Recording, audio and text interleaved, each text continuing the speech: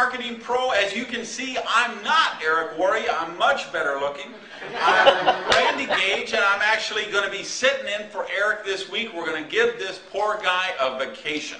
So today we've got an interesting topic that we want to look at, and that's the people who want to steal your dreams.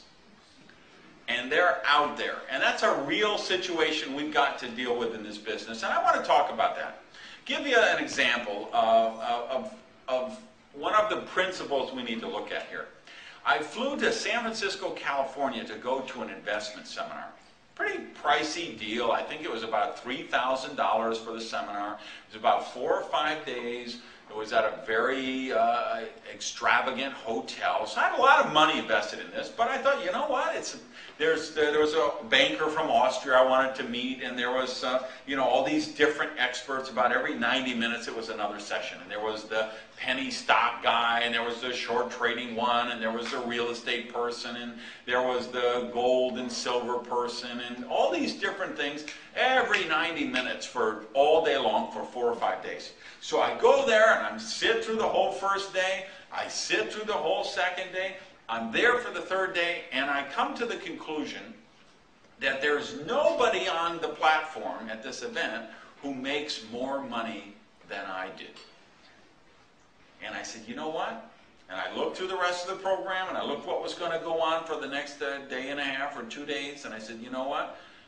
I will make more money going back home doing what I do. So I got on a plane and went, canceled my room, got on a plane and went home. I didn't chase after for a refund. I didn't complain. I just said, you know what? They're doing the best they can with what they got to work with. But there's a really important principle here, and that's this, is we have to discern, and discernment is really important. We have to discern who we allow to give us information. And the truth is, if you're going to be my financial advisor, you've got to make more money than I do. Otherwise, you're not qualified to teach me.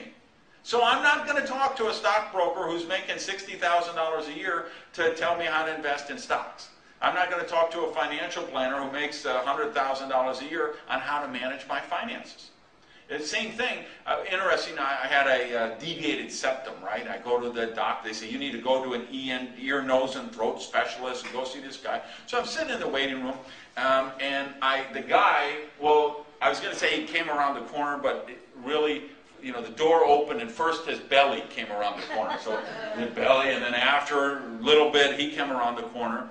He's got a white lab coat on, and he's got a pack of Marlboro in the lab coat. And he's breathing like Darth Vader. And he's telling me, we're going to need to do an operation. You have a deviated septum. And I said, pal, I don't mean to be rude, but I wouldn't let you operate on me if you were the last doctor on earth. I collected my stuff, and I got out of there. Right? Now, I hired a personal trainer one. I kind of was getting a little overweight. I said, I need to get back in shape. I went and hired a personal trainer. And you know what? He probably made $20,000 a year. He was broke.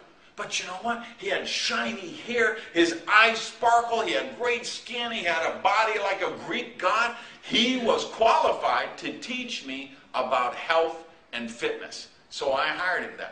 Now, same way, I don't care if my financial planner, if they smoke 8 packs a day, drink 27 beer a day, they weigh 500 kilos, it doesn't matter to me. If they make more money than I do, then they're qualified to teach me about managing money or growing money or creating wealth or those kind of things. So now, let's take this, here we are in network marketing. We get into business, and what are we surrounded by? We're surrounded by all of these people who want to tell us why the business doesn't work. Are they qualified to tell us that? I don't think so. Is your banker qualified to talk to you about network marketing? I don't think so. Is your broker qualified to talk to you about network marketing? Is your Uncle Herbie, who was in Amway once 5 years ago for 3 weeks, or he was in Herbalife 8 years ago once for 6 weeks, is he qualified to talk to you about network marketing? I don't think so. Your cousin Pookie and Ray Ray? It ain't happening. Have you seen how they live? Have you seen their lifestyle? Who are we listening to?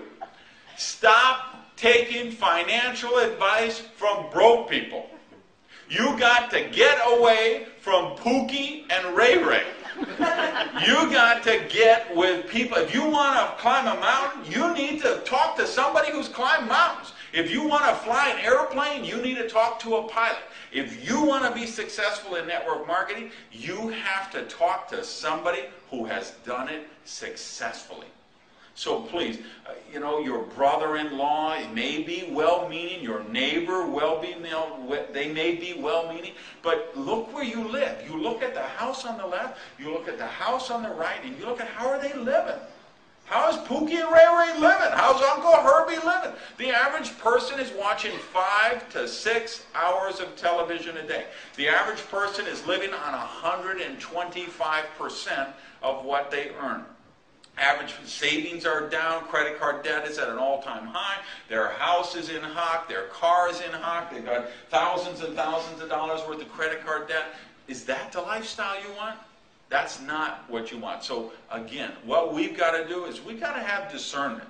You've got to create, I like to call it my kitchen cabinet. Like a president or a prime minister, they always have a cabinet. I have my cabinet or my mastermind group of people that I trust. I'm going to tell them the truth, they're going to tell me the truth, and I'm going to give them my best advice, they're going to give me their best advice. They have my highest good in mind, I have their highest good in mind. And you've got to look at that. Your sponsorship line, they have a vested interest in your success. They have a reason to help you be successful. They have gone where you want to go. They have done what you want to do. So please, stop taking financial advice from broke people. Stop taking advice about network marketing from people who are not in network marketing, and go to the people who have done it successfully. So do me a favor, get down there. Would you share who has tried to steal your dream? No last names now, don't get in trouble, you don't want any lawsuits, but just share with the community here who has tried to steal your dream and what have you done to keep your dream alive. And then next episode, come back and join us tomorrow, and we're going to talk about how to sow it, not throw it. Thanks for being a professional. I'll see you then.